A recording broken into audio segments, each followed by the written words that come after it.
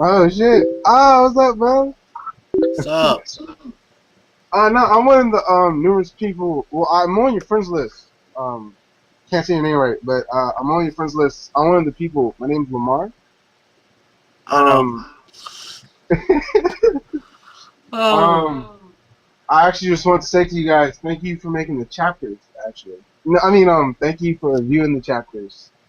What normally happens is, if I have a bad day, I watch you guys shift, and my day gets so much better. So, Oh. um. I wanted to know. I've never done Google Plus before. I'm slow a little bit. Um, so I just wanted to know. I never did. Forgive me if I'm a little getting. Hello, everyone. Sorry about that. My mom was using the blender, so I had to mute my mic for a second. I'm at the gym right now.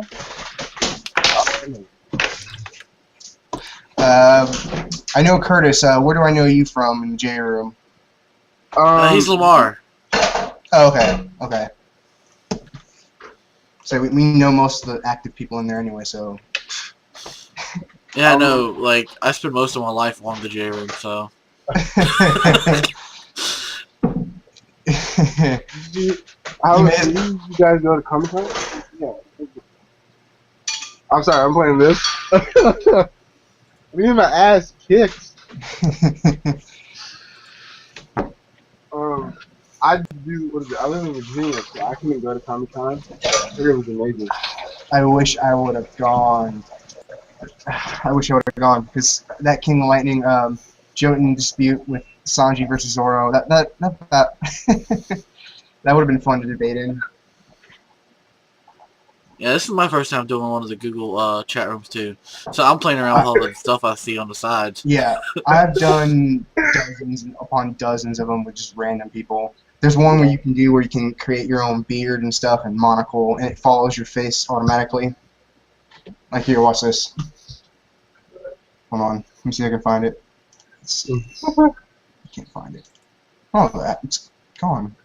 Whatever, but there. I don't know if it's gone or whatever, but there's an app that does that, and there's a bunch of shit. But yeah, I believe Zoro would beat Sanji. I'm sorry. I mean, King had valid points and all, but Zoro over Sanji. Now He got stabbed! He got stabbed! That's all you heard. He got stabbed! I'm like, the one thing I did not whatever. approve of. The one thing I did not approve of was when Jotun was like, "For those who vote on Zoro, clap your hands." You got to understand that majority of people don't even know who would actually be stronger between the two of them. They just know of the characters. Don't take this the wrong way. I don't go too deep into the manga. Like, I read it, but I don't go that deep. Yeah, some people took the level of analysis too far, way too far. Now, I did see King of Lightning's the strongest character in One Piece. It was Shanks. He was making so many valid points. His Conqueror's hockey broke parts of the ship. We have never seen niggas do that. That's right. It's a way it affected people. And the thing is, I think Conqueror's Haki is the most useless of the three, simply for the fact that Luffy used Conqueror's Haki, and it did not even phase Daruma. Daruma was the guy who Usopp beat. From what I gathered, it only works on fodder. The biggest thing that Conqueror's Haki is good for is for wiping out fodder. Exactly. And it's like, oh, we have like 1,000 people here, but we only have one that's worth fighting. Okay, Conqueror's Haki, boom. Okay, now we only have him to fight. And it doesn't work. But armament hockey, it strengthens you. It's required to hurt a Logia. That's how important it is. Observation hockey, there's a reason why people set One Piece characters above some of the others. It's because Naruto and Bleach characters, they're dodging attacks. One Piece characters are not dodging attacks. They are reacting to attacks automatically because of their observation hockey. Basically, it's like having someone look over you and saying, hey, there's an attack coming. Hey, there's an attack coming. Do you know how grateful that would be in real life right now? Yeah, dude. Like, I would be kicking so much ass with that. I'd be like, hey, what? Boom, boom, bow, bow. A little bit. Observation hockey is so useful. It's so useful. I mean, if I had to choose, I'd take armor. I can't say it right, but armor hockey. I would take armament just because. Um, do you guys go to college? Because I know Jotun. I No. don't. I do. Oh, how are your classes? Oh, lucky bastard. Horrible. I got a what is it? I got like a developmental class, and I'm not doing so well. So, you Nah. Where's mine? know. I would have to say, what's the most mature manga you guys ever read? 'Cause I know for me, Ooh, that's probably Gantz. Or Gantz is one of the ones up there yes, I've never because read. it's a seinen. I've only read like 12 chapters of Gantz, but from what I have read, it's pretty mature, I would say. What is it about?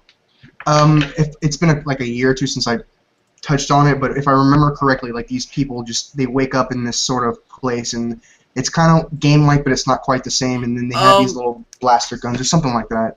I don't remember quite. I can elaborate for you because Yeah. I'm like a hardcore Gantz fan. At least with the anime because it's messed up. Okay, here's basically it. One day, this kid's going through his life. He's a bit of a pervert. He buys a girly mag. You know, he goes to the train station. He's still in high school and stuff. And he gets to this train station. He's like, "Aw, damn! Look, it's that dude I grew up with. Oh, look, he's not even gonna say hi to me. What the hell? You don't remember me?" And then like this homeless dude falls onto the tracks, and shit. It's all like, and everyone's like, "Oh, I'm not gonna help him. Someone should help him though, but I'm not gonna do it. I'm gonna get a disease from him." And the person he grew up with jumps down there and is helping him, and then he looks over like, "Hey, you help me! We grew up together." He's like, "Oh, now you're happy he fucking remembered you." Oh, wow. Now he remembers you when he put you on the spot. He couldn't talk to you before though, and so he goes down there to help him. Next thing you know, they get the old man out, but it's too late. So they start running from the train, trying to keep from dying, and they're like, "This one has to stop here, so it should be braking. We should be fine." They get to the end of the platform, they're like, "Wait a minute, it's not slowing down." And they're like, "Oh shit, this is the express train," and they both get decapitated. I remember that scene. I remember that scene. Wow. I remember. And that's like the beginning of the entire show. And before he like leaves school to go to the train station, he's sitting in class, right? And he's like starts picturing his teacher and all the female classmates like naked because typical high school guy wants some tits. Yeah. I had And, a couple hot teachers in my class, so yeah, I know what you're saying. Yeah. and Big old titties. Damn. He's basically it's so the. funny because one of the girls in the class like points out, is like, "Teacher, Chrono's got a boner." And he's like, Oh, "Oh shit!" And so from the very first episode, it's going to be full of boobs and full of blood and gore. Basically high school DxD cup. Exactly. I've read High School. I read the manga of the Dead. I read the manga, The High School of the Dead, but I never got to watching the anime. You're confusing watch with the anime. Watch it. I'm telling you now, watch it. I was like, should I watch it at home or At home, not safe for work. Oh. I'll put it this way: it's like DxD. It shows boobs. It shows. Yeah. I watched the first like 2 or 3 episodes of High School DxD, which I liked, and as soon as I saw the winged creatures, I was like, dude, this gives me some really good insight for my story as far as how I can design the angelic characters. Yeah, DxD is awesome. I like the first season better than the second season, though. Mm-hmm. But anyways, back to the Gantz. Okay. After this, they're basically transported to this game, if you will, that is run by the Gantz ball.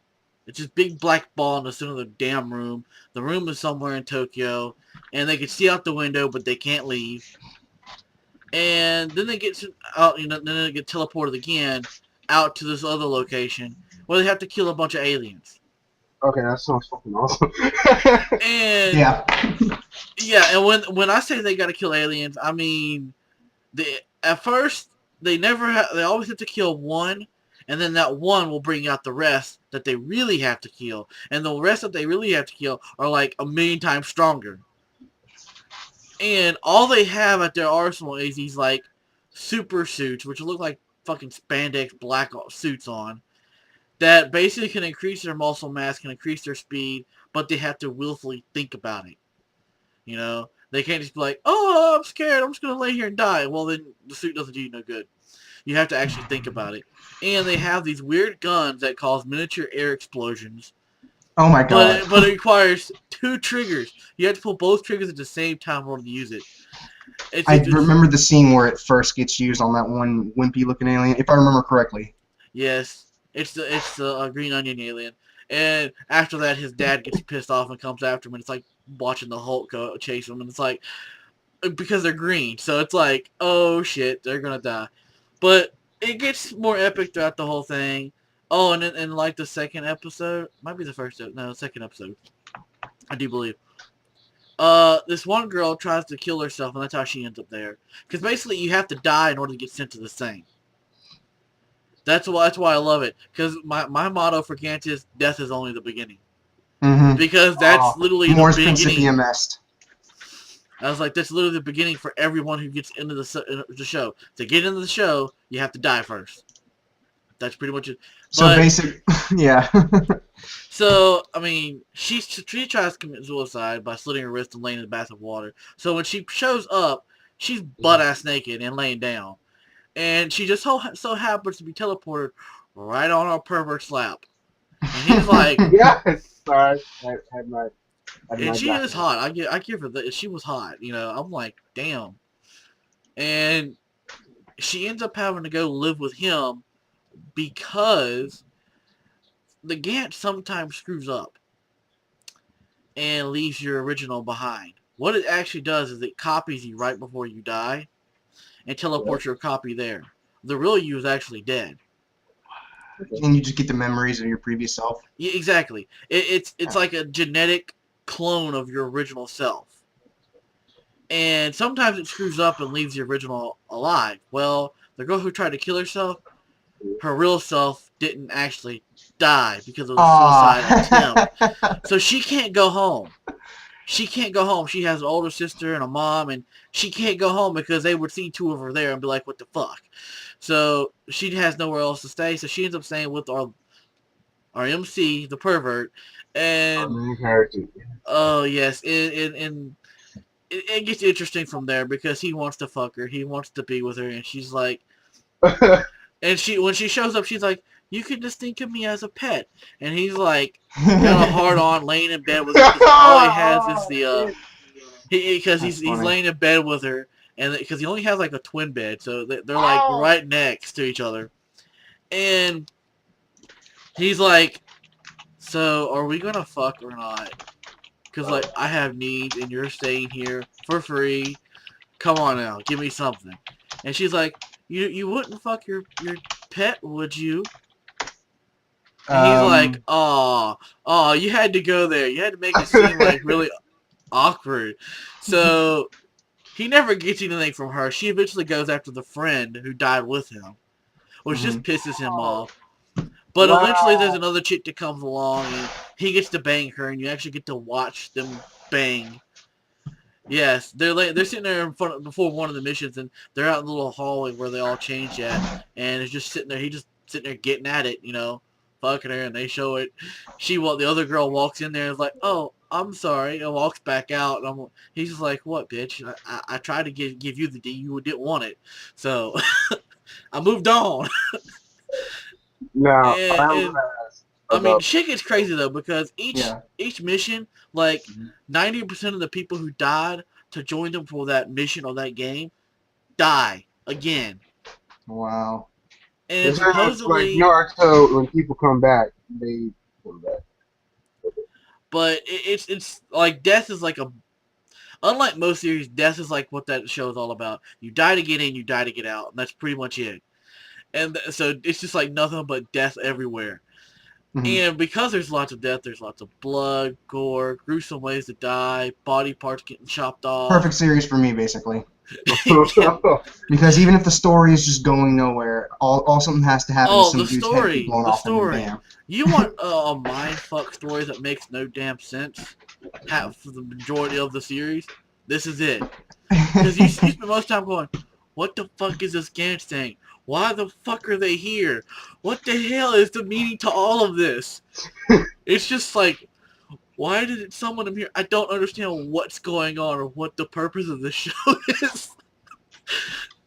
It's like imagine if you watched Naruto but was never told that he had a 9 tails inside of him, never told the village elders sealed him inside of him, never had his past, just this random lonely guy who had OP hacks powers that emerged in one mission randomly.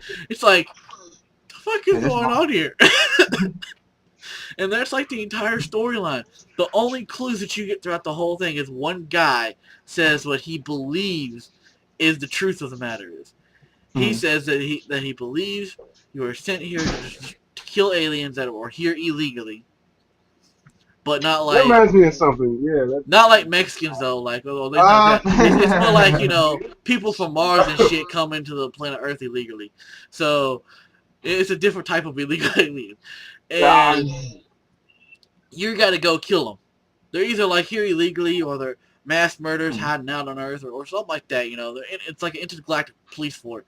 But the thing is, instead of actually having an intergalactic police force, they just because Earth is like an undeveloped planet, so we can't interact with them because they don't know about us. They're still like noobs and think little green men don't exist. So instead, they kill people to have them kill the people, and supposedly, if you get 100 points, yeah, that's not making sense logically. Yeah, exactly. That's crazy. If you supposedly, come on. If you get 100 points, you get set free. You don't have to do the game no more. You just go back to your normal life. Supposedly now. The more mature version of Sword Art Online, kind of. Yeah. The thing is this one dude, no one ever gets close to 100 because like each game you might get maybe like 5-7 points if you're lucky. But each game, you're probably good. And the more points you get, the harder the shit becomes. Because it's like, if one person's doing exceptionally well, it tries to send out harder and harder stuff. Because the point is, you're not supposed to make it back. Mm-hmm. You're supposed to freaking die. Because if you make it back, you could leak all the shit about it. Oh, yeah. And it's kind of like Fight Club. They let you free, like, to live your normal everyday life between matches, between missions, but if you talk about it, then Gantz will just fucking fire. That's what I would do. Like, if I made it out, and I'd be like, awesome, I made it. I'm gonna leak this and tell everyone what happened, but I'm gonna make it a manga and call it Gantz. Oh! Okay. Mind twist. But yeah, it's pretty freaking cool. I will tell you this though: the last 6 episodes of the anime do not match up. Claymore syndrome. The reason why they don't match up is because during the second season it got canceled. Like they told them they weren't going to do no more seasons. They tried to wrap it up with their own original way. And yeah, they tried to wrap it up with an own original ending because they were nowhere near close to what can make a reasonable ending. And the ending that they gave, completely mindfuck, makes no damn sense, and you're left going, what the hell really happened here? Are either of you guys caught up on Claymore? Yeah, hold on, wait a minute. Well, let me tell you how bad the anime gets, okay? There's a section where the 2 main characters get split up, okay? They get separated. What, you mean the boy and the girl? Yeah, they get separated, okay? And in the manga, it's quite a while before they get back together, quite a while. In the anime, they get back together in a matter of days. And in the manga, it takes them 7 years to get, we're talking like 3/4 or more of the series. I'm serious, that long. And in the anime, they meet up together, and it's like, yay, we found each other, and then they fight and blah blah, and then the anime ends and they're still together, and then that's it. So it's like, okay, if you were to continue with the anime, what are you going to continue with your own storyline? Are you going to magically separate? There's too many events in the manga that would never have happened unless they were separated continually. It's just completely, it's holy crap. That's, in my opinion, the worst way you can ruin an anime. Oh, yeah, to get ahead of the story and then you just stuff shit out. I'm glad I read the manga first. I'm glad I read the manga first. And what makes it worse is that pretty much guarantees that they're not going to continue the anime, which is sad because Claymore is one of my all-time favorite manga. Period. I'm gonna have to disagree with you on this, bro. Hellsing. I'm a Hellsing fan. I'm a legit Hellsing fan. I'm not gonna say it's better than all the other mangas, but what I am gonna say is that the fact that Alucard, the main vampire in the series, not Twilight vampire, Exactly. the main character in the series is fucking badass. The dude who turns to dogs. I ain't messing with nobody that can turn to dogs. I'm also getting my butt kicked in Naruto right now. You playing a Naruto game? Yeah. Oh, nice. Which one? Was that 1 or 2? The 3. Awesome. I only had 2. I had 2 before until I traded it in for this. I also do online websites that make money, and I'm getting Assassin's Creed Black Flag. I finally made enough money to get it. I need to get 3. I know I'm late as hell, but I've only played the first 2. And I'm gonna go ahead and tell you, too. You're gonna be let down by 3. I see. The graphics, oh my god, the graphics are good. Oh yeah, that's good, but a lot of people like Assassin's Creed 2 is just, it's too long. And then like the 2 parts, I think Assassin's Creed 2 is a very long game. The reason why he says it's really long, Lamar, is because it technically Assassin's Creed 2 is 3 games. Oh, dude, I'm only talking about just the game itself. Assassin's Creed 2.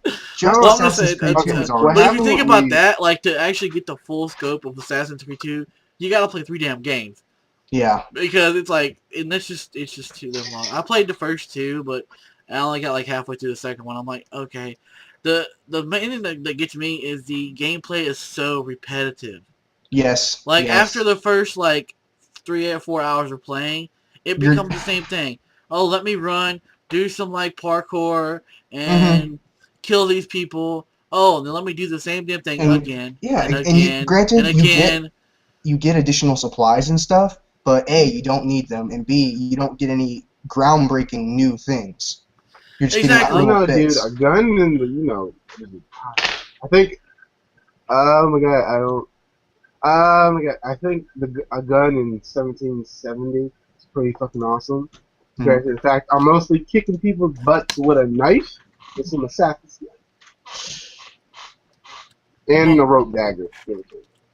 My main thing with that series though is that, yeah, you get upgraded weapons, you get some new gadgets, but at the end of the day, you're still running on top of rooftops and jumping down and killing people.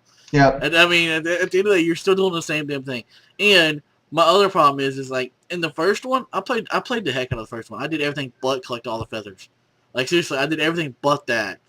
And it got to the point I had all the best armor and still had a third of the game left to go. And I was like, I have nothing else to get. I've bought every single weapon, every single painting. I owned everything in the game inside a third of the storyline left to go. I'm like, and by the end of the game, I had like several like million fucking coin saved up because I had absolutely nothing to spend it on. And when you buy all those shops, you slowly gain money just because you bought them. They start making money. I'm like, by the end of the game, I'm like, okay, I have a few like 100 million. I have nothing to spend it on. If only that happened in real life, that would be. And then the second game, it's like, oh, you're broke again. I'm like, man, what the hell? I was balling in the. I know, right? Dude, just you know what? One thing I don't like, and they did it just for the sake of a new game, just because between Assassin's Creed 2 and Brotherhood, all your crap is just gone. Even your long ass health bar, gone. Yes, I'm like, this is bullshit. Let me have my armor back that I worked so hard to get. I know, right?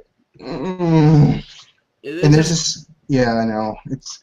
That's why I was like, as soon as I saw the third one come out, I was like, well, that's kind of cool. It takes place in Revolutionary War. It's different, finally. But I never did get around to getting it, and a lot of people bashed it. I'm like, yeah, whatever. I'll just ignore it.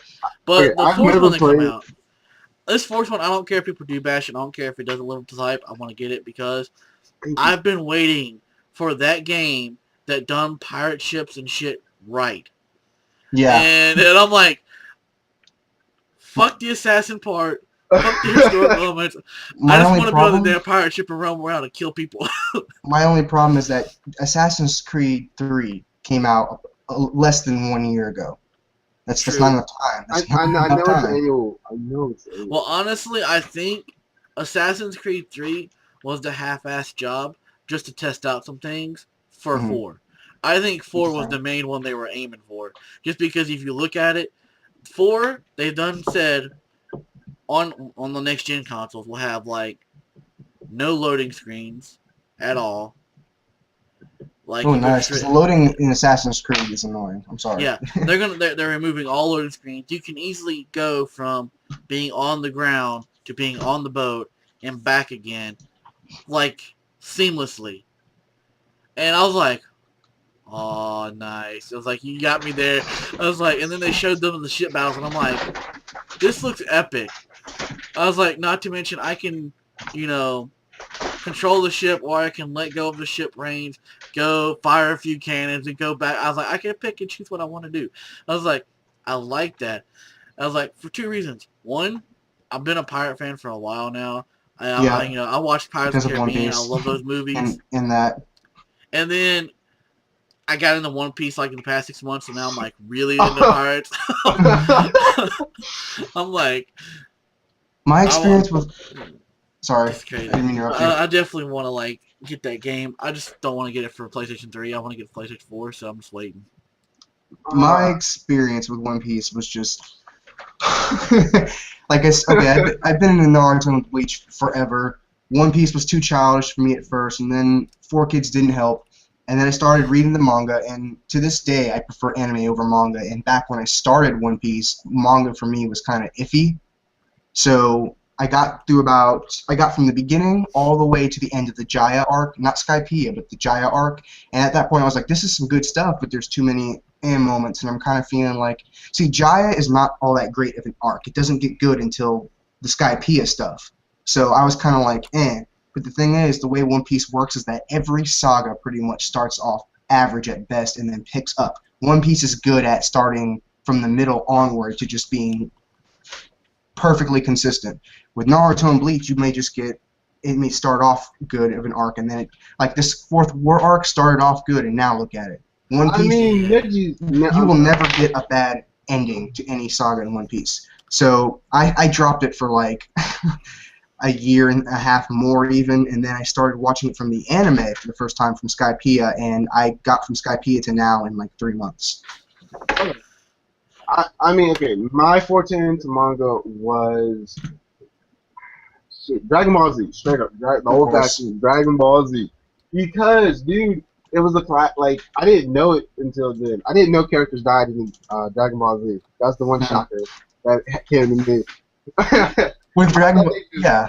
Yeah, exactly. When I was little and I watched Dragon Ball Z, I didn't know they were dying because they would still be there. The difference was they would just have a halo, and I would just be like, oh, they have a halo. I couldn't grasp that concept when I was little. No. You know why you couldn't grasp that concept?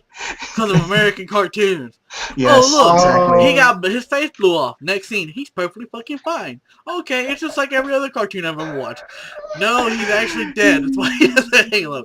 I was like, now see, I didn't even get into Dragon Ball Z until like high school. That's when Dragon Ball Z actually came out over here. Crazy. Yeah. I was in 10th grade and they were doing the Frieza saga. So that ought to give you a hint. We were actually doing the permanent rerun shit between the Saiyan saga and Frieza saga for like ever before they moved on when I was in 10th grade. So I'm old. But I got into it. My dad's older than you. Straight. And you ain't 70, are you? Oh. And it was just, I was like, oh crap, this thing has people dying. It has actual action. It's like, what the hell kind of show is this? This don't look like no American-made cartoon. And that's when I did a little research and found out, oh, it's anime. And I was like, what is this anime and how can I find more of it? But I just came in here to say 2 things. I want to talk about the chapter this week. Yes, we've been talking for like 40 minutes and we still haven't decided on that. Okay, go ahead. Alright, for me, my best chapter, I'm sorry, this isn't part of the Big 3, has been Toriko, because I found out one of the main characters dies, Wait, hold on. Ichi, Don't tell Ichirayu me. dies. I'm sorry, come on. The Raw. Ichirayu dies, about to start Wow. crying. But alright, on the big three. Naruto. Yeah. How did they do the Rasengan? Okay. No. Watch my video. I explain all of that. Watch my review. I explain it Sleep. all. I chose sleeping. Well, I will explain it again for the purposes of this chat. Pretty much, if you watch the panels closely, they don't make the Rasengan. Naruto's tails make the Rasengans. Yeah.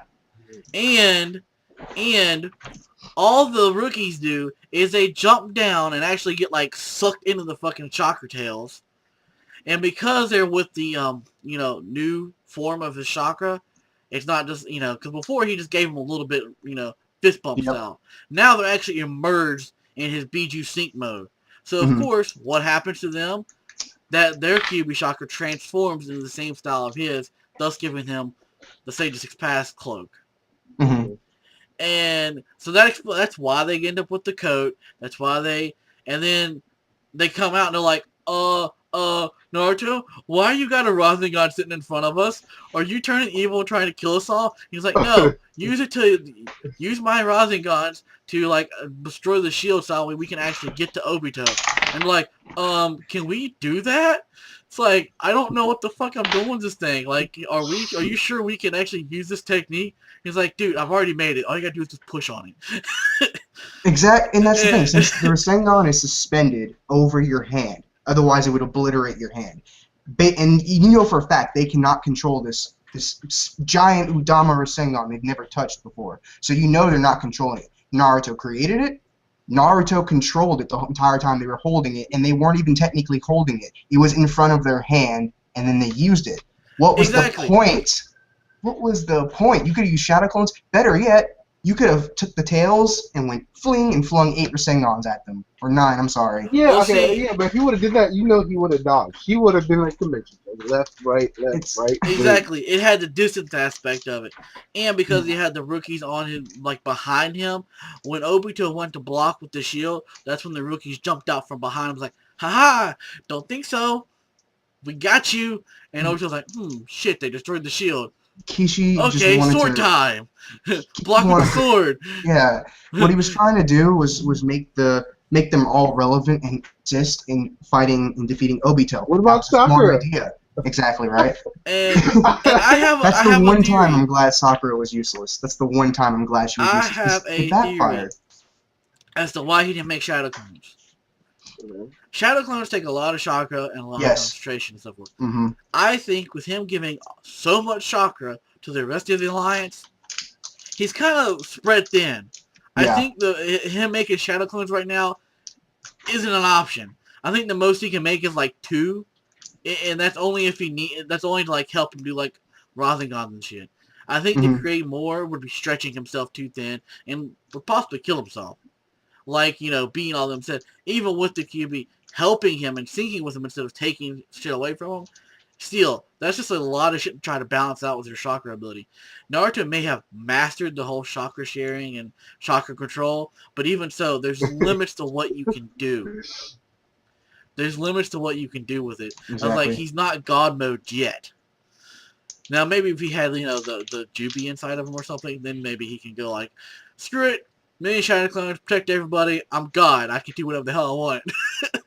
But he's not there yet, so that's why I don't think he's doing the Shadow Clones. And I think that's why he used the rookies. He's like, damn it, if I'm gonna protect your ass, be useful to me. I ain't protecting you just to be protecting you. I'm protecting you because I might need your help later.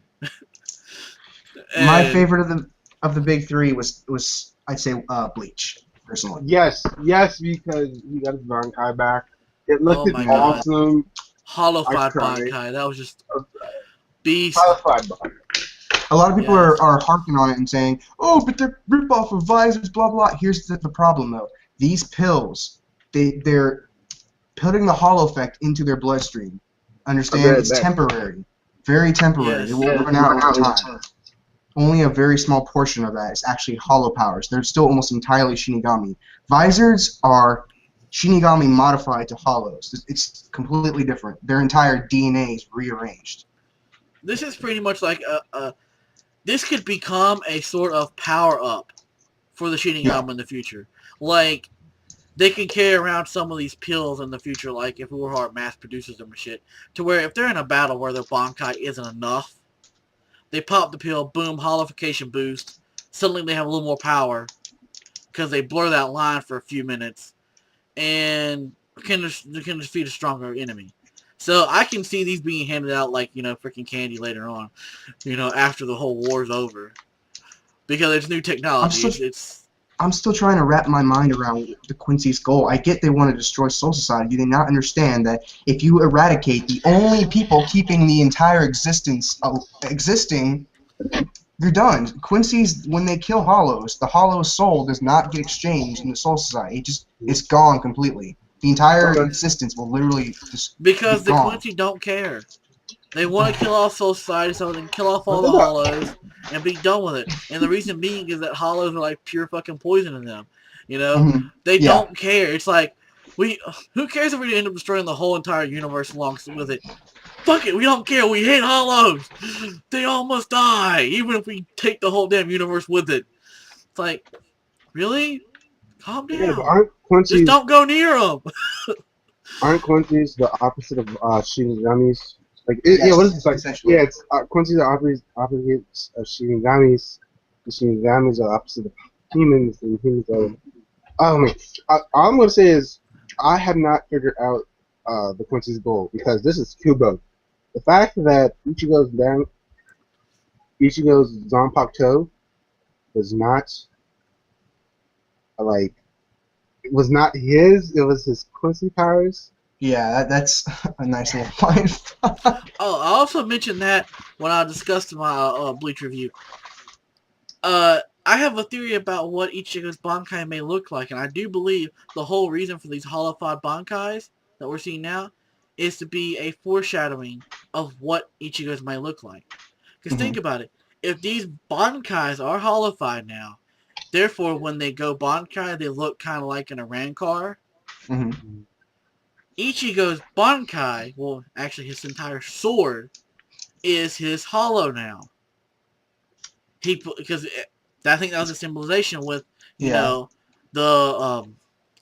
whatever the name of it is. I can't think of the name of it. Aikochi or something like that. I don't know how to pronounce it. But anyways, the thing that all the swords are made from, when he pulled his out, it turned into Shiro. Yeah, that's the word. I suck with Japanese. But when he pulled it out, it turned into Shiro. It turned into Whitey. So I'm like, okay, if it turned into Whitey, there's a point here.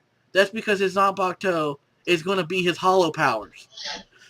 Okay, well, if your Zanpakuto is holified from the get-go, what's your Bankai going to be like? A holified Bankai. Thus, I believe when he goes Bankai, he's going to look something similar to his Scar Mask form when he fought Okiura. I think it's going to look something reminiscent of that. And I think that's going to be his Bankai. I think he's going to get a damn hollow hole and everything else when he goes Bankai. Do these Quincy's not know that when they die they're going to be Shinigami or souls in general? Because from what I remember, every soul in Soul Society, Seirete, Rukongai, everything, they were living beings on Earth who had died and then come whatever. And Bleach has a lot of inconsistencies that I'm still trying to work out. Well, that's one thing I'm hoping for. Kubo says that he's hoping to stretch this damn arc out for like 10 years. So it's possible. That's what he said. He said he had to, like, before this arc started, he said he had enough material to make Bleach go for another 10 years. And I was like, okay, you want to make your last arc 10 years? I hope not. The reason why I hope not is because that's like another 400 chapters. Exactly. More even. Yeah, so what will we be at? What? I think Bleach is 555, so that's a good 1,000. It's going to be like close to 1,000 chapters. There's a lot they need to bring up. I don't think it's going to happen. It's very obvious this is the final war. There's a lot of stuff they need to bring in throughout this final war, but I don't believe him when he says he has enough material for that. I don't think it'll be exactly 10 years, but I think it's going to be a while. I think this war may be over quickly, but I don't think that will be all of it. I don't think it'll be over quickly. People are thinking it's moving too fast, and here's why I disagree. We've only had a few battles. Do understand, we have to get battles for all of the remaining captains. The remaining Bankais have to be shown. The Arrancar have to come into place. Juhabok's past needs to be revealed. Stuff with Ichigo, stuff with Ishin's Bankai. There's with too much. Ichigo alone, there's so much stuff that has to come into play with that. Yes. Because we still need to find out why the hell the Soul Kings wanted to see him. Mm-hmm. Yeah, isn't it because he's a hybrid? Yeah, isn't it because he's a hybrid? Who know? No one knows. He just says, "Oh, he wanted to meet you too, but first you have to like pass all of our training." And he's like, "Oh, well, you failed because you're not in touch with your Bankai. You know, you're not in touch with your Zanpakuto anymore. So you fucking fail." So he had to go back, get a new sword, and he finally got a new sword, and that's where we left off. And I was like, okay, well, come on, let us meet the Soul King. What does the Soul King want from him? And honestly, it feels like of the big three, One Piece feels the least confusing. Exactly, it is. You know why? Because Oda says, boom, they're going after the One Piece. Law said first they have to go after this person, then they go after this person in order to survive in the new world. That's what they're doing. Now they're just trying to get there. It's like Oda lays the shit out for you, tells you exactly what they're doing, why they're doing it, what reasons they're doing it for, and just says, okay, now we're actually going to do it. And enjoy the show, you know? Bleach is like, I'm not going to tell you a damn thing. I'm going to surprise you. I'm going to leave the mystery. And Naruto's just, well, yeah, it's Naruto. Like with Bleach, look at the villains. Look at the One Piece villains and compare them to Naruto and Bleach. What good Naruto? We have good Naruto and Bleach villains, but come on, Obito, even Aizen. As much as I love him, I can never really quite understand the reasons for his doing things. Wanting to be a god above everybody, that's a good reason if you have a reason for that. There is no person on this planet who was born an asshole. You become the way you are based on your past. Yet we don't know anything about Aizen's past. That is why I have a theory about Bleach. I don't think Juhabok is the final villain. No. Aizen will be the final villain. Yeah. I mean, Aizen is going to escape somehow, some way during this arc. Going to regroup and come back again. Reason being is that Juhabok tries to recruit Aizen. Aizen's like, no, I have my own agenda. And I don't work under somebody. And I do believe when he does all that, we will find out Aizen's past. We will find out why he's doing what he's doing. It'd be funny if the whole time he had them under their Shikai still and he was never caught. I'm just kidding. That would be funny. But right now, my theory about the Soul King is, and why he wants Ichigo, I figure it's for one of two reasons. Either one, the Soul King is going to inform him that Aizen is not done yet. Yeah. And warn him. Or two, the Soul King is getting ready to step down and wants a successor. And who better than someone who's like a part of every damn thing in existence? I mean, he's part human, part Fullbringer, part fucking Hollow, part Quincy. I'm like, whatever the hell exists in this world, he's a part of it. So who better to be like the god over all of it, you know? So I kind of see that going there. It's just Kubo's taking a sweet time telling us that. Exactly. Which that's my other problem with Bleach. Okay, we got a chapter this week. We got 18 pages. What happened on 18 pages? 2 people finished their fights with 1 move. Really? It took 18 damn pages to do all that. It's like, and guess what? We still have no idea why BG9 and Kangdu are the letters K and I. We still don't know. That's why I think we're not actually going to beat them yet. Which they may not even be dead. We just saw them get hit by a really good attack. So it's like, what did happen? It's like, oh, you showed off a holified Bankai. Cool. Honestly, you know what I think will happen? Because, you know, Kangdu is I for the iron, I think he's going to pull off some rip-off Virgo armament hockey full-body crap and be alive or something. That's what I think. Because There's a reason why he's called the Iron, yet we still don't fucking know.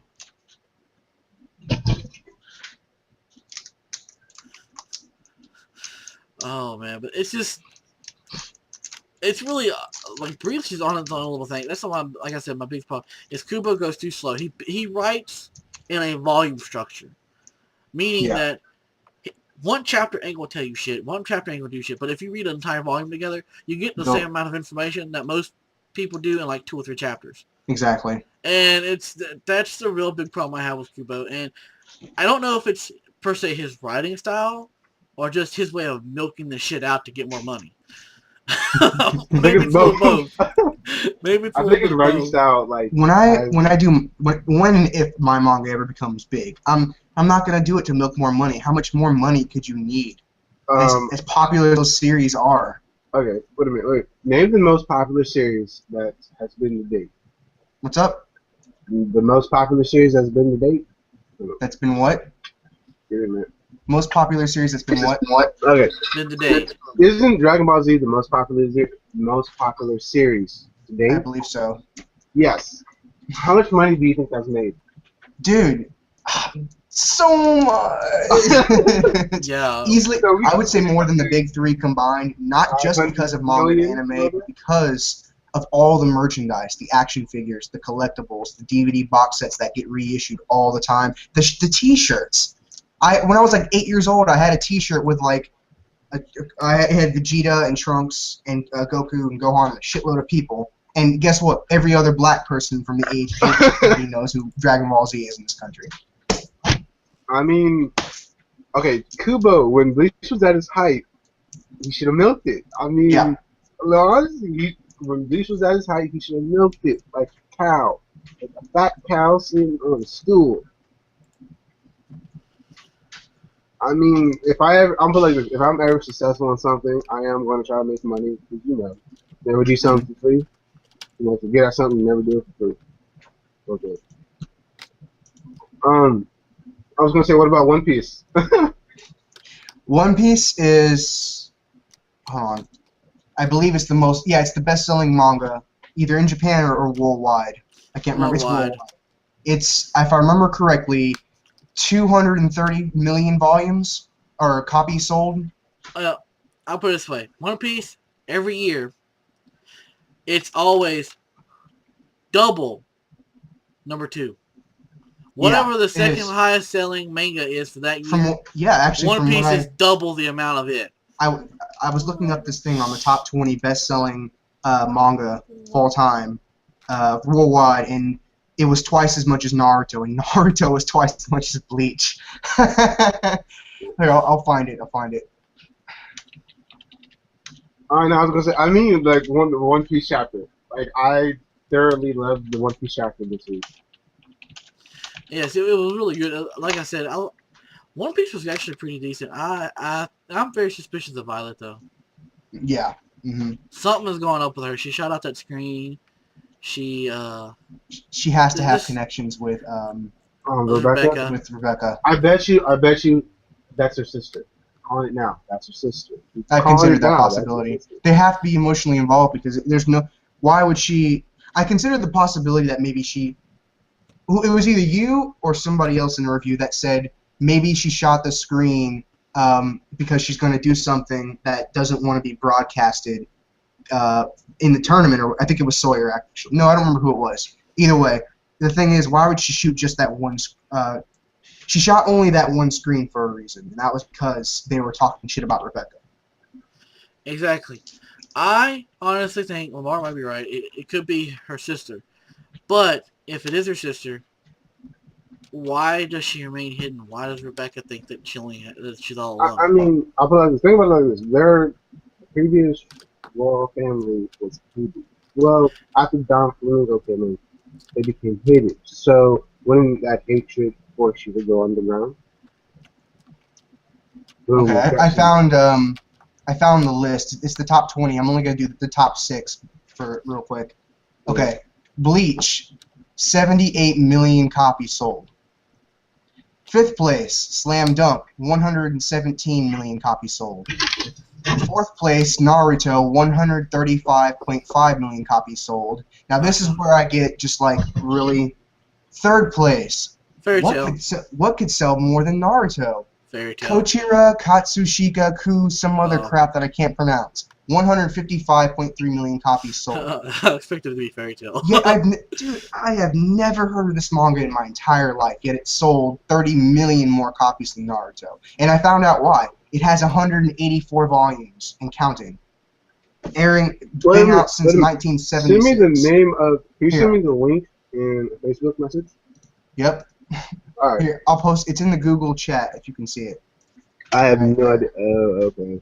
Oh. 2nd, One Piece at 270 million, and 1st, of course, Dragon Ball at 350 million. Okay, it has sold more than One Piece. No, because I thought I thought the One Piece is the best selling in Japan. One Piece is the best selling in Japan. That I do know for sure. Well, right now, like of the current stuff, like ongoing, One Piece is selling the most yearly. Wait, what about Eat Man Repo? I can't say the name right, but what about him? Like he has 1,300. Yeah. The list shows a top 20, and you can just scroll through it. Some of them I've never even heard of, yet are somehow in the top 20. And then it's like, what? Oh, okay. I know the Okay, the 3rd one. It's just basically about a detective who's an idiot, and that gets to hang around with hot girls.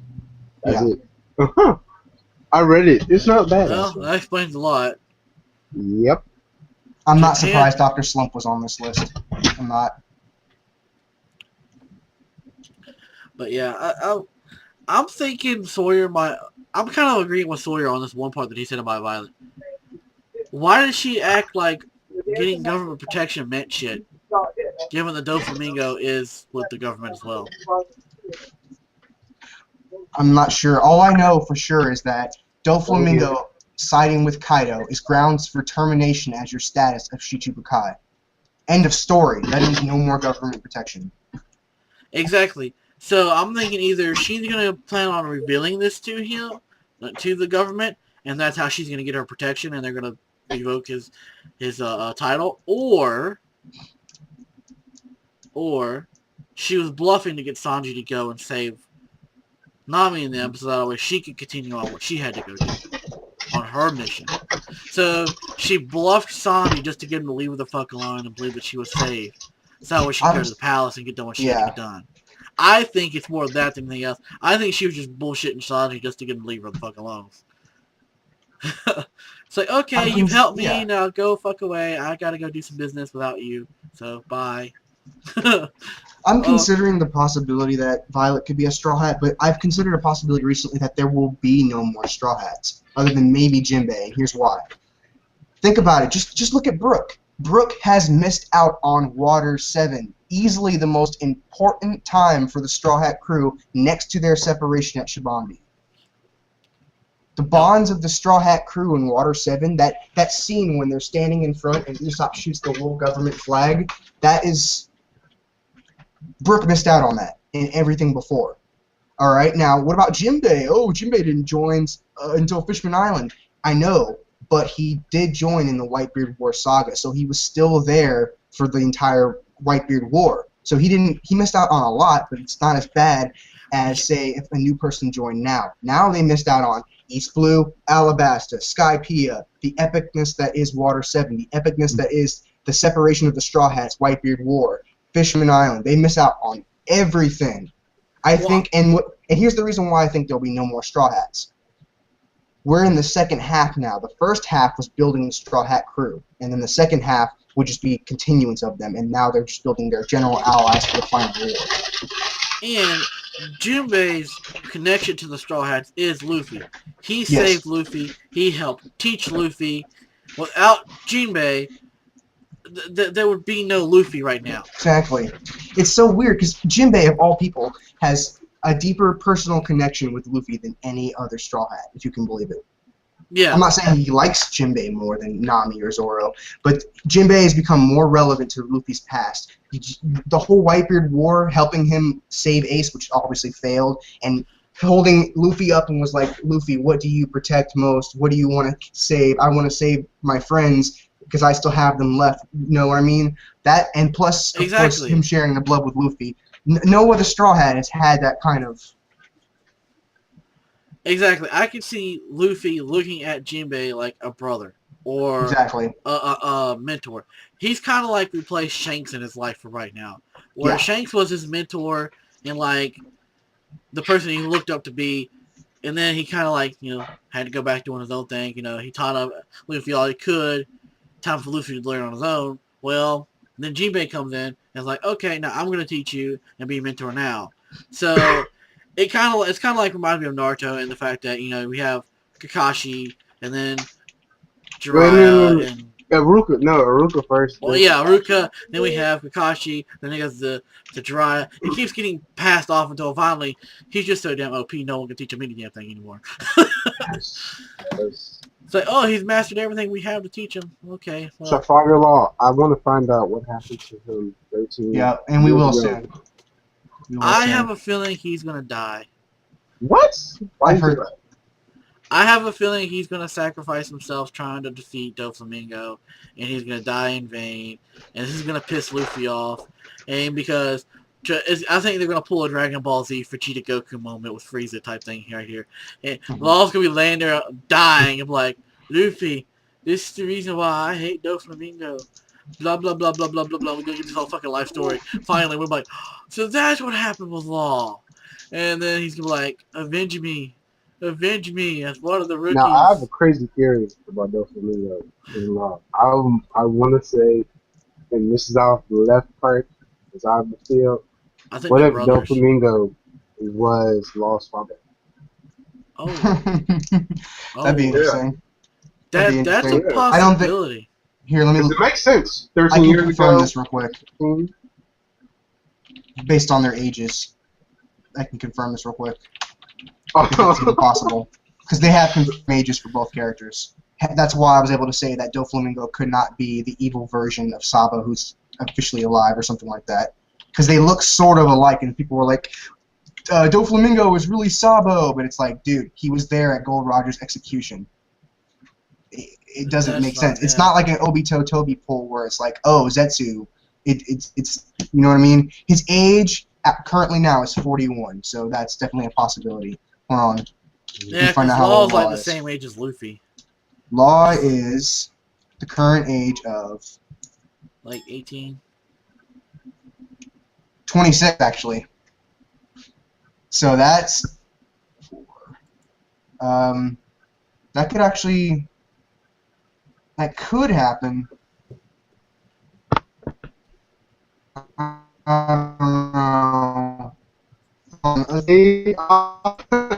Was 41. So I don't think that's gonna be the case. Yeah, he's only 15 years older. He would have had to have had his first child when he was like 15.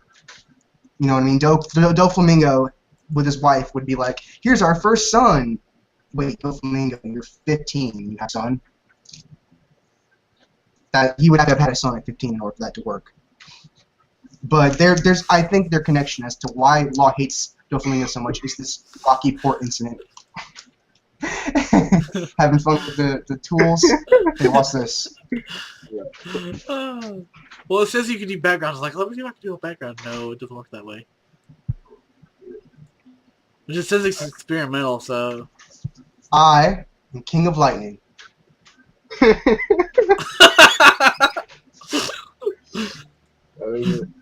And now, I'm King of Lightning if you were British. How do you get that to follow you around? It does it automatically. All you gotta do is click the Google Effects. Yep, it follows you. Follows your face. Right. You gotta be in front of it though. It's a little. You're like, yeah. Now move a bit. Yeah, move. Yeah, you gotta be close to it. It uses facial recognition, but if your face is too far away or it's a different angle, it's not gonna work properly. And watch this, if you hit randomize.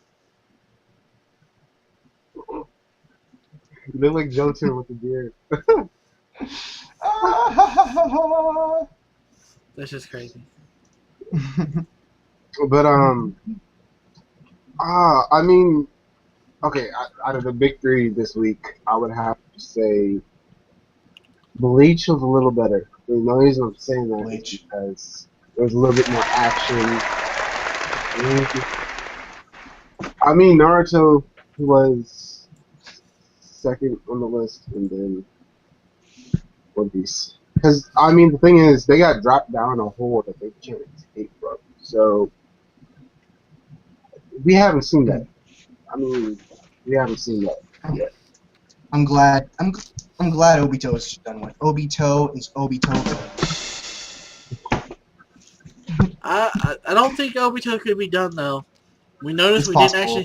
we didn't actually see anything happen to him. He just his sword started to Yeah. break. So I know. it's like, But here's the thing: his sword broke, and then you can see the QB-ness in front of him, like it went through him like a slash, but you don't see any actual damage. You would expect Yeah. Naruto to be like, here's how I expect Obito to be beaten.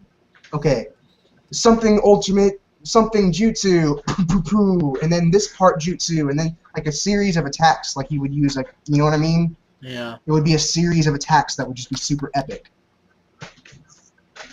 It would be like a Wait, One Piece fight. wasn't his sword the double helix cube? Like, I think I'm the only one that caught that, science class.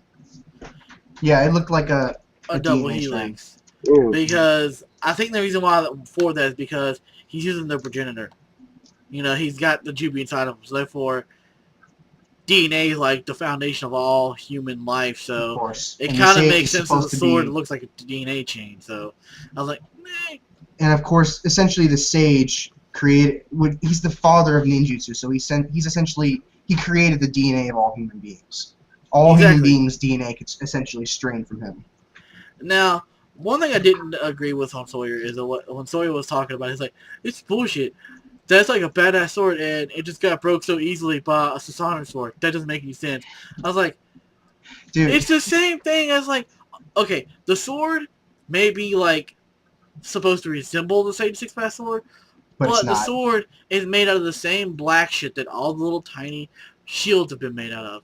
And how easily has Naruto broken them using Sage? With Sage Jutsu, Yes, exactly. I was like, Exactly. the Sage shit trumps all. And like right now they have the curse mark wrapping around them, which is the Sage chakra. Then Yep. Naruto's actually in Sage mode, so it's like double Sage mode going against him right Exactly. now. And what you Plus, understand like, is that Obito is not the fucking Sage. He's called the Mock Sage for a reason. This sword is not the Sage of the Sixth Path sword. It's Obito's half-assed bullshit version of it. Basically. exactly. It's he doesn't have a full Jubi inside of him. On top of that, he just doesn't. He doesn't have like the full on body of the Sage. He has a pseudo body thanks to fucking White Zetsu taking up half of it. Yep. So he's not even. Mater is closer to being a complete Sage of Six Paths if you got the Jubi than Obito is. For the simple fact that Senju DNA is like fully engraved into his being, and he activated the Rinnegan naturally. He didn't have to like implant it into his eye. I could be mistaken about this, but personally, I feel that if Jubito and his Mock Sage form were to go against even Edo Madara, obviously he would win because of this, the ability to eradicate the Edo Tensei. Yeah. So if Madara is the final villain, he needs to step up his game, aka, I don't know, I mean, become the new Jubi. He hasn't used his trump card yet. Like, that's the thing. Yeah. People, so don't get me wrong. That's the thing people are forgetting. He hasn't used his trump People card. keep holding on to this trump card, but I'm sitting there wondering, what the hell could his trump card be?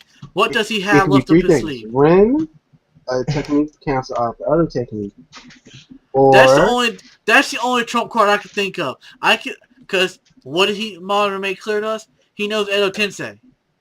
That's right. Now here's the thing: can an Edo Tensei raise another Edo Tensei? Yes, it can. But look, Kabuto showed that. Kabuto used Edo Tensei to bring back the Mizukage, I think. Yes. The one that looks like a mummy. Second Mizukage. Yeah, that's what I thought. No, second. It was the second Tsuchikage. Second Tsuchikage. Okay, I know it was one of the old Kages, and he brought him back, and then he used him. And he brought Madara through it. So that proves that you can, Edo Tensei can bring out another Edo Tensei.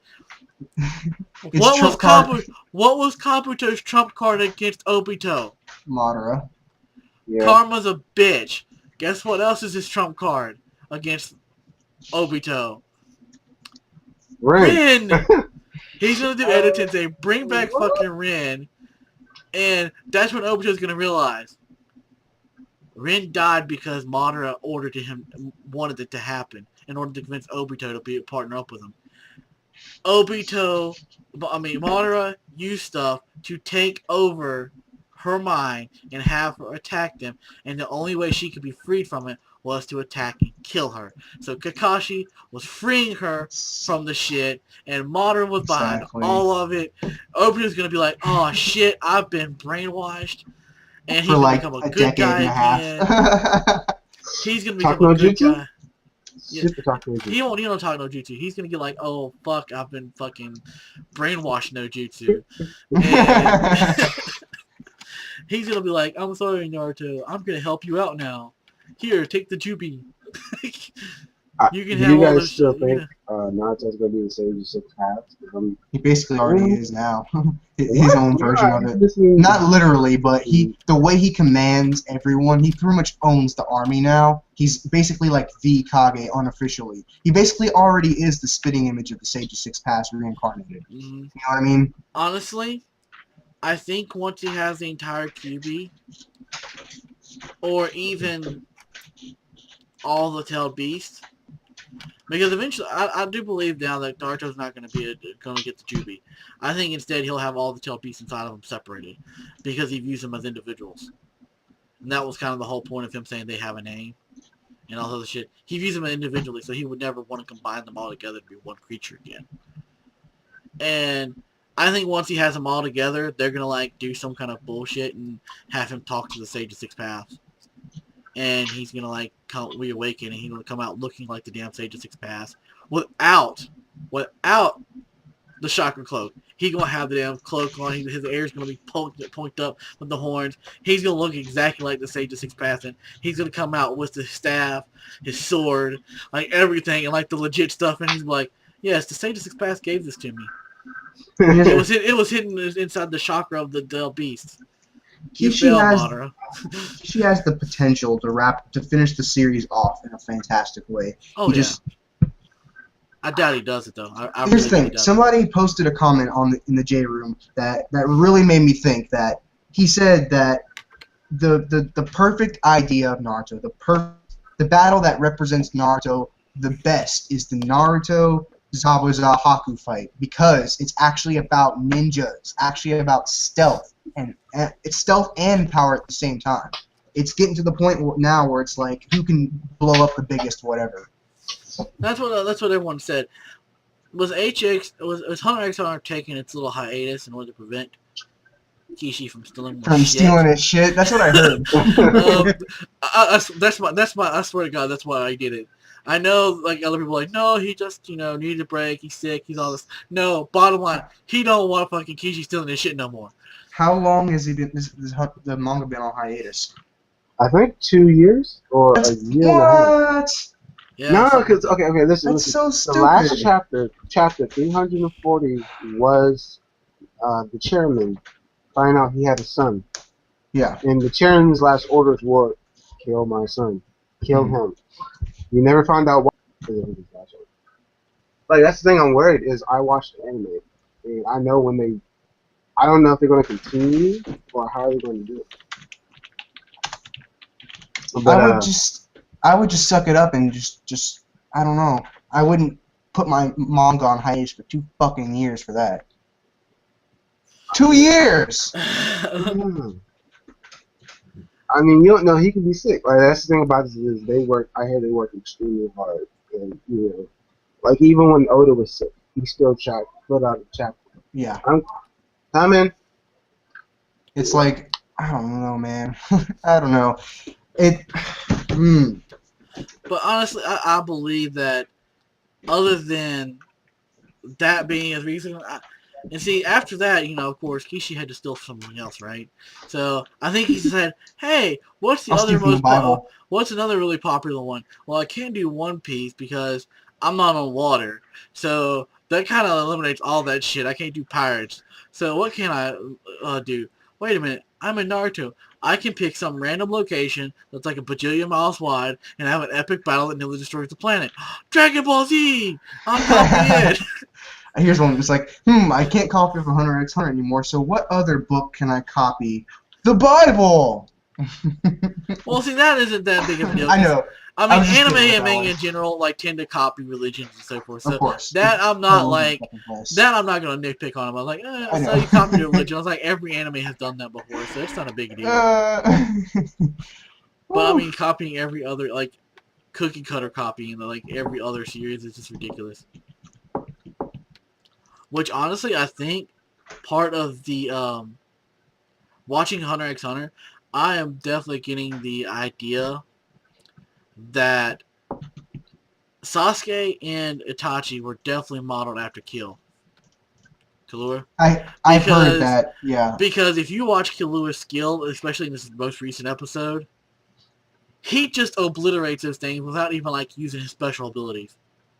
He's like, oh, I have to kill them without using my yo-yos or my electricity, so as not to give away my true abilities. So he just like dismantles them and like rips them apart. I'm like, dude, that looks like fucking Sasuke or a young Itachi going at it and just annihilating them in like stealth mode. I was like, it is clear that is who he based those two characters around. I was like, I know the Uchiha in general were based off the Kurta clan, but I think the actual like, it's actually true. I mean, the red eyes give them extra power. What? Yes. Yes, their eyes are like normally blue or black or some other color. Like, you know, you can have like whatever color you're naturally born with. But when they get angry, when they get pissed off, their eyes turn red. And when their eyes turn red, they get super power. Like they get more strength and more energy. You know, they power up more or less. Their nin goes up, everything goes up. Because of this now, with what's his name? You've seen him forever in the damn show. The blonde guy. I can't think of his damn name. In Hunter x Hunter? Yes. I haven't seen it. I've never watched Hunter x Hunter. Ever. You've never watched Hunter x Hunter. anyways, the people watching this. Anyways, here's the one reason why no manga fan can nitpick at me for not knowing any manga or anime. Like, you could go, oh my god, how have you, a manga otaku fan, never heard of this obvious? Because as big of a manga fan as I am, manga is my second favorite hobby. I'm a metalhead first and foremost. Okay. If I had to choose between either giving up my music and giving up my manga, I'd give up my manga in a heartbeat. Anyways, but that's the reason why. I had to split my love for things like that. People watching this will understand who I'm talking about, and the reason why his name escapes me at the moment is we ain't seen him in the show for like 2 damn seasons just about. Because it's more or less, you know, all about Gon and Killua. But from what I could, his actual powers, when his eyes turn red, he changes, his attribute changes. Before his eyes turn red, he's like, I can't remember what type he is, but he's like one type of nin user. And then once he like his eyes turn red, he becomes a specialist. A specialist in the fact that he can use every type of nin. Wait a minute, I'm about to find this. I know who you're talking about. And it's like, oh, who does that remind you of? Uchiha. Their eyes turn red and suddenly they can do every damn thing known to man with a great ease. They can even copy your shit. Coppola? Hold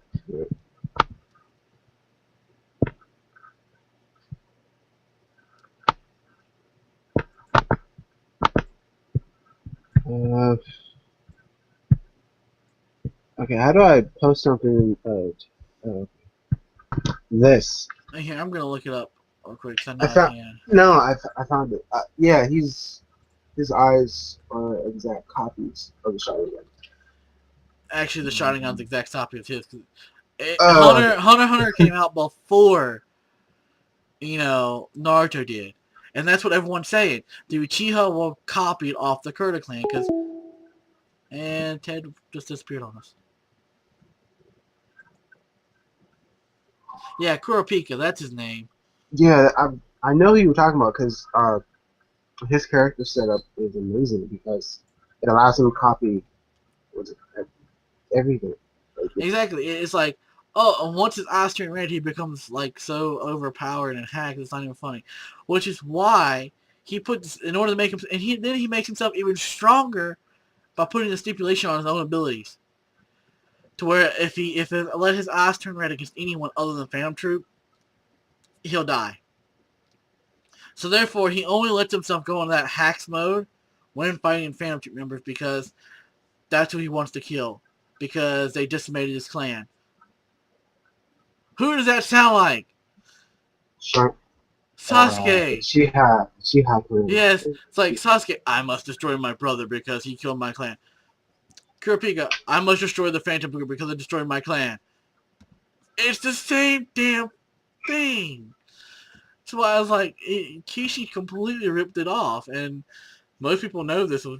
Which once I found that out, I was like, wow, so much respect was lost right there for Kishi. It's like, I thought you were a good writer. No, you just know how to, like, copy other people's shit and call it your own. I was like, that's just ridiculous.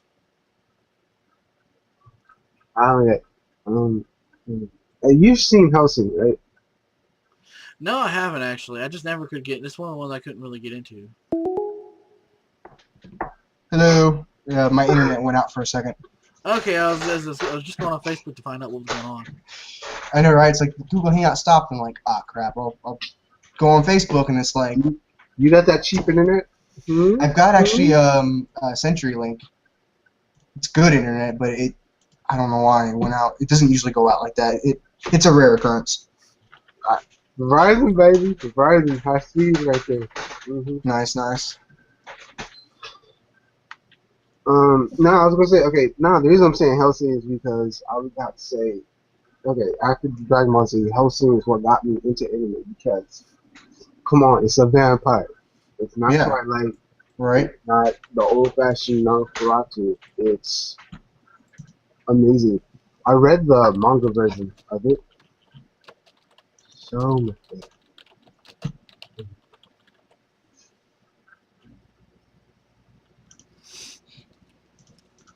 I just tried sending it to Carlos. Because, Carlos is trying to get in on the chat with us, but it's not letting I know, right? It's like... Yeah, I saw where he posted that, and you're like, trying to help him, and it's not, so... I sent him the link I have to see if maybe it'll help him. Yeah.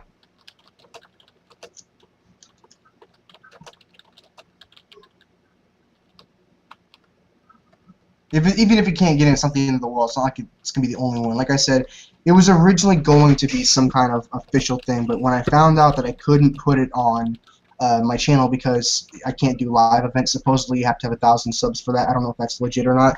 I decided, you know what, it doesn't have to be a scheduled kind of big meeting thing. It can be just, this is the way I planned it once I realized I couldn't put it on YouTube. Just a couple of guys talking about whatever. Which... I just told him, I just asked him, I said, do you have Google Plus? You have to have Google Plus, not just a Gmail. Because that's kind of like, I don't know if anybody, some people may not know that, so I was like, you know. Yeah. I didn't know it. Like, I mean, you pretty much just got like, I mean, Google Plus is kind of like Facebook, and so it's like, you got to actually set up a Google Plus segment of your Gmail account. Mm-hmm. It uses your Gmail, but you gotta like kind of tell it if you want to extend it and do the Google Plus. Yeah, and it's not really all that. It doesn't take all that long. And don't worry, you'll get to see the video of it because I've been recording. I've been doing it the same way I record all my videos. Oh, nice. Fraps. Nice, good. Wait, at least we can get this conversation recorded. Me personally, if I ever become famous, I'm gonna be like, "Hi, Mom, love you, Dad." I might have that. I just gotta think of a good name for this like little series of like calls that we do, so that way I can. Anime talks.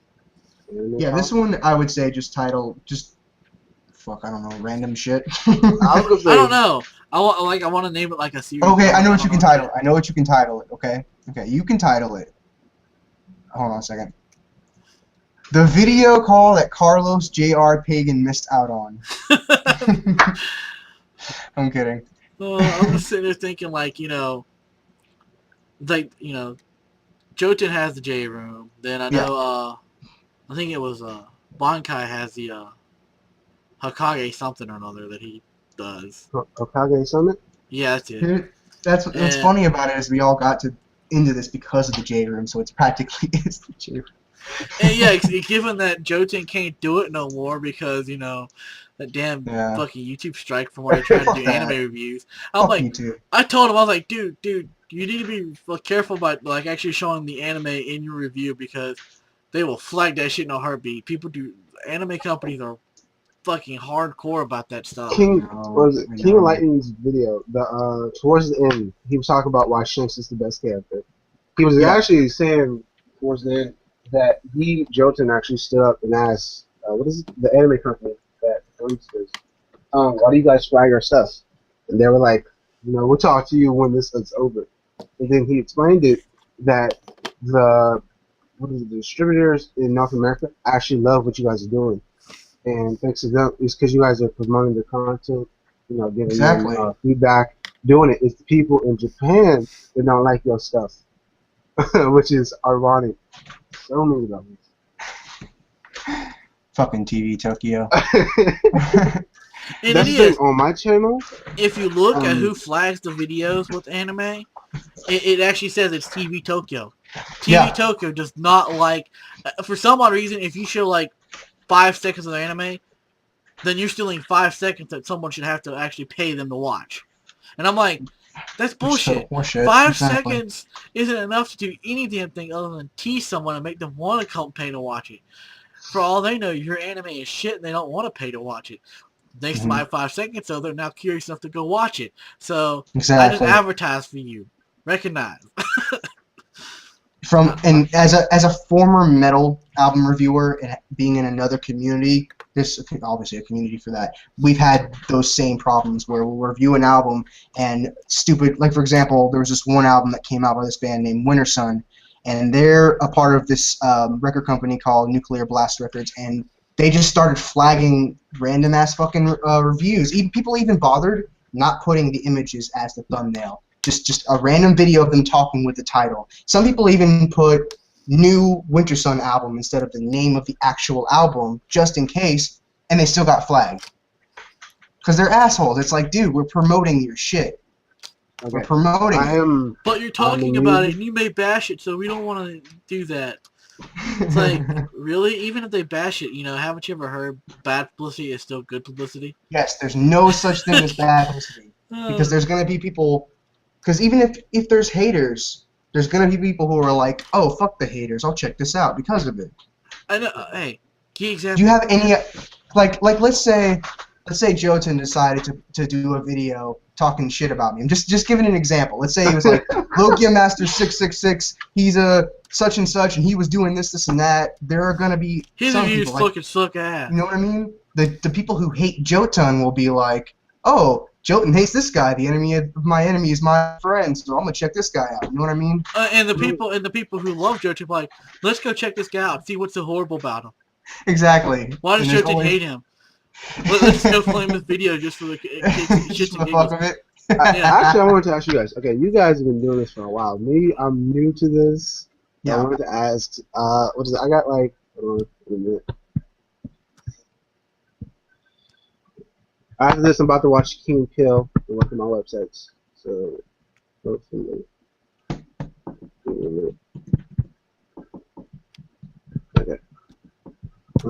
I have so far. Okay, I got 26 subscribers and 928 views. You have more than I do. I have 17 subscribers and like 1,100 views. But like more than half of those, like 600 or 700, are from one Attack on Titan episode review. And then my other 15 plus videos are what accumulate the remaining, 500 or so. I wanted to know, like, The only thing I want to ask is it true that you guys can get paid doing this? Or Yes, but you'd have to be like King of Lightning status to actually get anything from it, and in even order then, you can't to make a living for it. in order to make like a dime, you have to basically get like a couple thousand views per video. I had a video. Yeah. You know what I mean? one more time, Exactly. one more time. I can't. All right, I'm sorry. Continue. Like I can't wrap that Oh! around. No, like okay, I'm better off getting a job. I'm better off becoming a stripper. I'm better off doing so many things. Okay, all right, But continue. yeah, it's pretty much you've got to like put in that respect. Jotun's right. It is a grind because in order to get big and start making money doing it, you have got to put out videos, and you've got to do it for probably a Consistently. couple of years in order to make it big. It's kind of like making any other like art form. It's you got to get that lucky break. Like Yeah. that's why I would love for like I have a feeling if once Jotun starts doing the J room again, if any of us can get on there with him and the rest of them, Yes, dude. we will That's like, shoot off because dude, because look, that's guaranteed fucking subscribers. It's like, exactly because and the look, thing you have is, King of Lightning subscribers watching, you have Jotun subscribers watching, you have Bankai subscribers all watching it. I mean, granted, some of them probably overlap because they watch all the three of them, but of still, course. then you also have the ones who don't watch all three of them but watch the J room because Like us. Yes, yeah, this is what like I'm us so who desperate. watch it, Yes, thank but you. for the one viewer that they actually follow and so forth, and once they all are viewing it and they see, oh, who's this new guy on there? Oh, he does reviews too. Let me go check out his stuff. Oh wow, he's actually pretty good. Subscribe, No, and you get like several thousand people watching the J Room live that do the same thing. Like yep. You know overnight, what? you're gonna explode. So One it's thing pretty that much getting that lucky break with any of the stuff. If you do video game reviews or let's plays, if you do basically anything, you have to get that lucky break with someone famous. yes. Otherwise, just keep your nose to the grindstone and just hope eventually something that you put out clicks, goes viral, I had that and people happen subscribe once for you. What? Some on my clip? old on my old metal reviewing channel. I ended up getting about 300 or so subs before the channel got deleted from a third copyright strike. Now, when I had like 70 or so subscribers, I put out a video that ended up getting about 6,000 hits, and that was because I did a review of an EP that recently got released. And then people were just swarming in, and I would get shitloads of subscribers. You need to get that lucky break, that one video that makes people go, holy shit. Because if you go at the progress where we're at, where we get like 20 views per fucking video and then one comment on every other video, and it's usually that one guy who watches your videos anyway. Mhm. You know what I For me, mean? that's you. Yeah, exactly. And guess what? For me, that's you. Oh wow. No, Like, no, the reason I'm asking is because like, okay, my content is money making websites. There are websites out there that you can use to make money, surveys, office videos, etc., etc. oh yeah. If you've got money, you can make yourself famous. But it's like one of the things. It costs money to make money because you can sell out ads for your channel. You can sell out ads for a like page on Facebook that's based on your channel. So, but all that stuff, the ads cost money. So you gotta spend money to make money. So, and if you don't have the money to spend, well, then you gotta just wait for the lucky break, or Exactly. do a video with someone who's already famous and you know have some of their stuff feed off on you. See with game now Exactly. with let's plays, video game let's plays and stuff like that, same basic concept. If you can get to do a video like online with someone else and they like talk to you like through like you know Skype or something while you two play together, and then they post a video of it, your channel will That's it. instantly gain like so many subs overnight as soon as that video is released. You're I've pretty seen it much happen set at that before. point. Um, I've seen it happen before. I watched this one guy, and he had a friend of his who, you know, he's been longtime friends with him, and he had him join his server, and on his game, and then he started doing the videos with him on the server, and next thing and he did live streams with him being in video in his chat with him while he played you know random games and stuff, and next thing you know that other dude's channel like blew up overnight because of it, and you know. And he would even say he's like, hey, this is my friend. Go subscribe to her channel if you haven't already. He puts out good stuff, and he knows he's my friend. He's on my server with me. Da da da.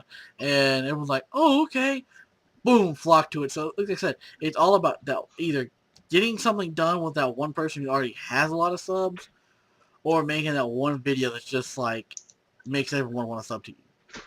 Okay. And that's hard Yeah. to do, especially in the gaming world, because the only way you can do that in the gaming industry, like doing gaming let's plays or reviews, is to be able to have the money to buy the current shit.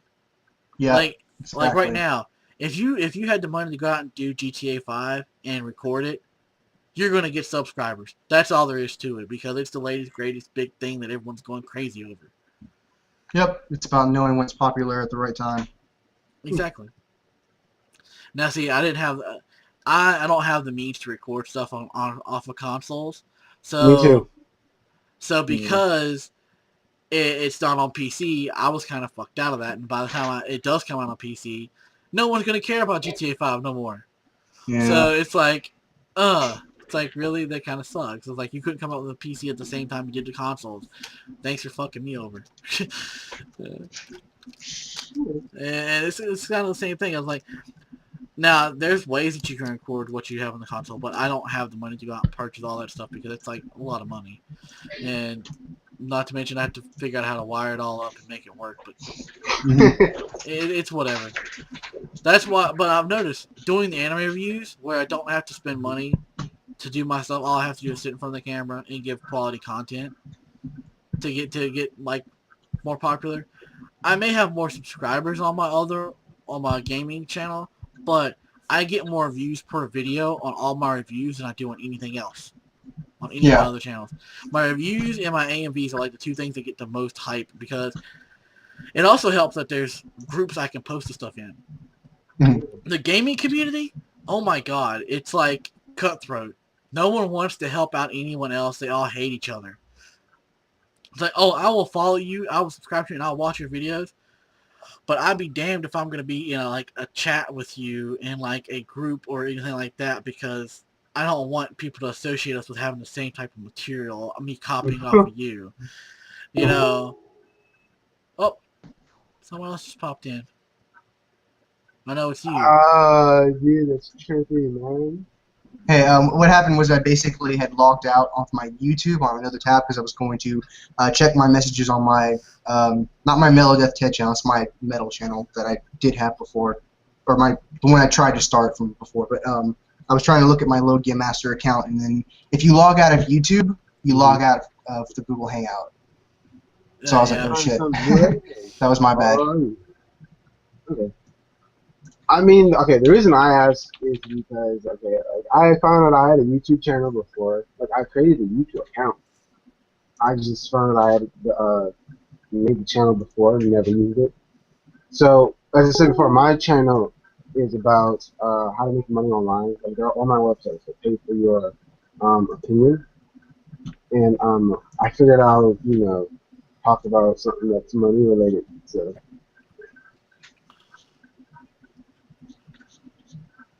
But I think my channel is not as big as your guys, because your guys is anime. Everybody is into it. Mm-hmm. Yeah. Oh, see, that's what the thing I was talking about. It's a lot easier for my anime stuff and my AMVs to get hits, because one, I can post the shit to the J room. I kind of feel awkward posting like gaming videos to the J room. I'm like, this is primarily anime, Japan, Yu-Gi-Oh shit, not so much video games. So I was like, I don't want to like just spam the fucking chat with all my video game fucking let's plays. So Exactly. I'll only do things that like really relevant, like the San Andreas stuff. I like that's GTA. That's more of the stuff that I can see are people, people in J-Room actually playing. So I was like, okay, I don't mind. I feel so bad posting something like that, because that's something that the people in the J-Room might actually enjoy watching, because it's GTA. It's slaughtering a bunch of the people for fun. But see, there's Violence not like is entertainment. that. Violence is entertainment. Exactly. But there's not like that community out there really for gaming. Now, there is though for anime. There's a J room that I posted in that there's like so many people that's part of the J room, even though like only like a fraction of them actually post anything ever. There's a lot of them just like watch our shit, read our comments, like, oh, they're so funny, but I'm too scared to actually comment. And Then there's also there's an anime community here on Google Plus that Jotun's a part of. That's how I found Jotun on Google, so I can add him to my circle. So that way, whenever he does the J Room Hangout, I can actually like jump in if he lets me. I wish the J Room Hangouts were still going on because it's like, for example, the Otaku Battle Dome that recently disbanded. So many debates that I wish I could have been a part of, and now it's gone. Now it's gone. Which if I'm able to, the next time Bankai or any of the other people do their hangout, because I think he did one just the other day. Next time I didn't jump in that one because they were talking about the Comic-Con they were getting ready to go to, and I was like, I'm not going to it, so there's really no point in me fucking jumping in because they're gonna be talking about shit I'm can't even fucking talk about. But next time they do something anime based, I'm gonna jump in that shit. I'm there. I don't even care if it's anime I've never seen before. I'll just be like, yep, I won't say anything. Yep, okay, here's my channel. Here's my channel. Subscribe. Here's my channel. I don't know this anime, but it sounds really cool from what they're saying. I'll review it if you subscribe. The only thing I want to do is just give shout outs. Like, thank you guys for making the stuff you do. Because, you know, makes days better and feel like that. Yeah, I mean, but yeah, there's an anime community. Let me see if I can get a link to you guys. Yeah. Because I have it, like, bookmarked. Because every new, like, video I make, I post there. And people +1 my shit, and, you know, basically same thing as liking it. And it kind of helps me get noticed. And they have the stuff broken down, too, so where you can go by anime, go by type of video, and so forth. I just gotta find it. Where the heck is it? Okay. Why am I doing this the hard way? You have a channel, right, Sam? Yeah. There we go. Wait, me? Oh, do you have a manga reviewing channel? I don't. I mean, my channel is mostly talks about money. Yeah, like I said before, money making websites. Yeah. Make one as soon as you can. You want to know why? Because believe it or not, I was in one of Jotun's videos, one of his Google things about the chapter of the week or whatever, and he's like, okay, and it was me, him, and this other chick, and he was like, okay, go ahead and tell us whatever your channel name is so we can get, you know, whatever, and I didn't have one at the time, so I was like, I missed my chance to potentially get like 300-400 fucking subscribers. Now I remember where the hell I saw you at before. I was like, I remember seeing him somewhere, but where? And I was like, that's right, he was in that video with that other chick. The hair, man, just the hair.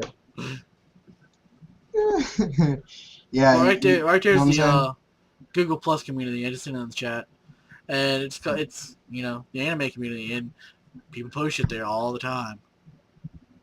As you can see, you're gonna see like my videos up there, other people's videos up there. Nice. Like me, I post some stuff about some toy stuff. People post discussion, like they just type a bunch of shit and post it. I didn't know this community existed. What the fuck? I would have liked to have known this existed. I would have liked to have known this was here before. Yeah, that's why I joined it, so you know, I'm like, haha. Ted, I just read this.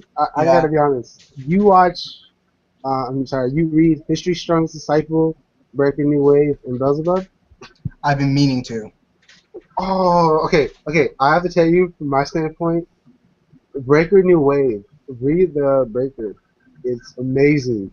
Okay. It's martial arts, but it's so amazing. Mm-hmm. And Beelzebub actually came out with a new chapter. The chapter that came out today is they're going to find Belle's mother. Mm-hmm. So I'm hyped. Awesome. Me, as of right now, I'm marathoning Freezing. Is what I've recently gotten into. Freezing? Freezing. Oh my god. It's pretty damn good, actually. I need to get into that one. So many people are like, "Oh, it's really awesome," and I'm like, "Yes." And basically, what everyone's told me is like it's like very, very similar to DxD in its format. Yes, I was just about to say that. It's boobs and fighting. I'm like, yeah, that's okay. Yeah. I might have to get that a look. Yeah. There's only one problem though, is that they censor, of course, but when they censor it with a bar of light in the anime, and it's kind of annoying.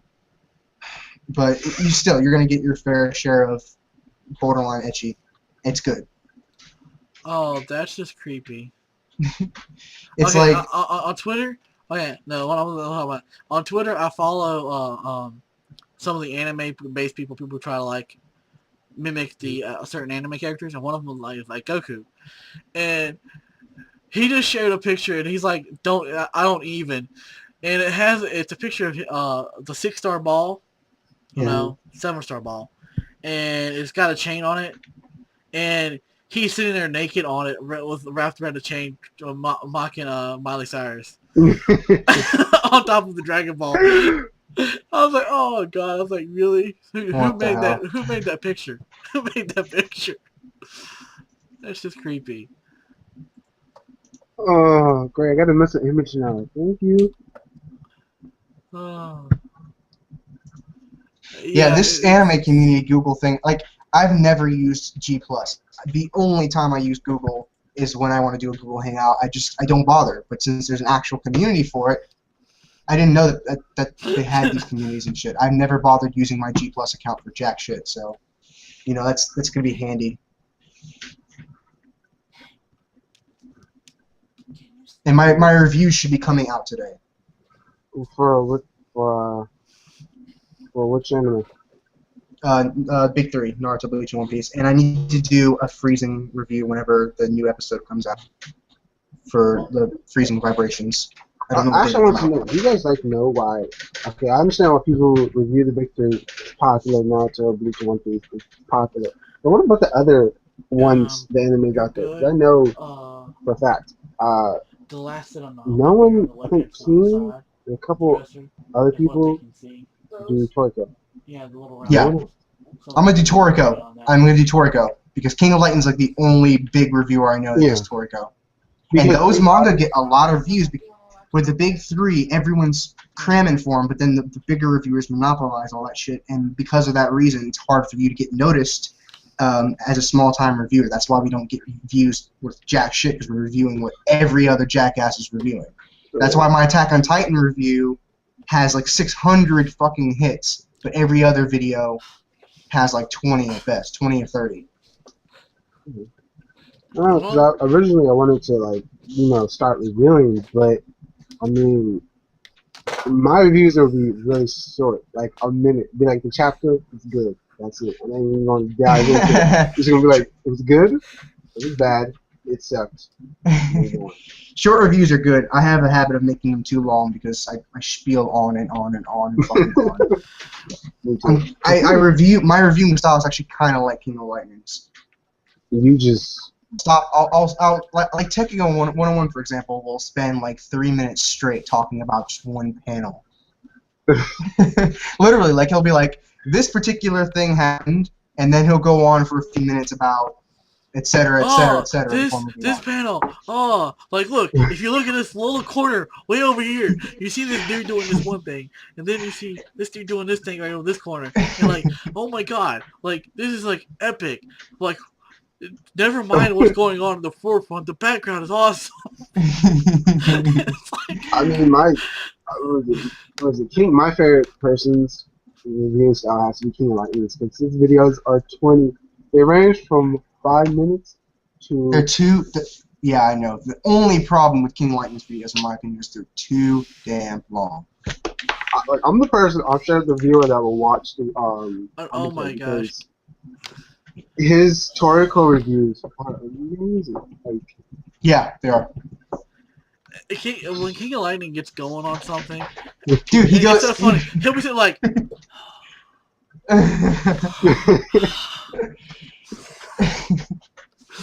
My favorite. Here's my King of Lightning. Here's my King of Lightning. He just like that for like 5 minutes. You're like, say something. Hey guys, how's it going? King of Lightning here to do Bleach chapter, insert number here, review.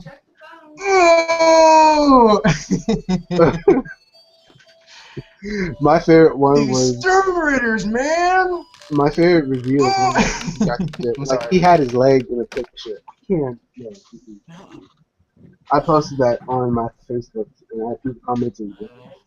Like, I have to explain something to the reviewer. He was like, okay, so Yeah. get me to.